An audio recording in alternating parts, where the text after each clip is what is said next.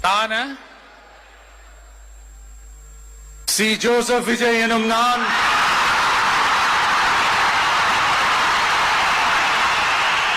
சட்டப்படி அமைக்கப்பெற்ற இந்திய அரசியல் அமைப்பின்பால் உண்மையான நம்பிக்கையும் மாறா பற்றும் கொண்டிருப்பேன் என்றும் இந்திய நாட்டின் ஒப்பில்லாத முழு முதல் ஆட்சியையும் ஒருமையையும் நிலைநிறுத்துவேன் என்றும் தமிழ்நாட்டு அரசின் முதலமைச்சராக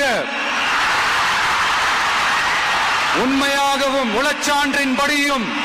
என் கடமைகளை நிறைவேற்றுவேன் என்றும் அரசியல் அமைப்பிற்கும் சட்டத்திற்கும் இணங்க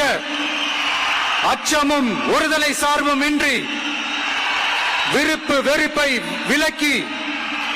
பலதரப்பட்ட மக்கள்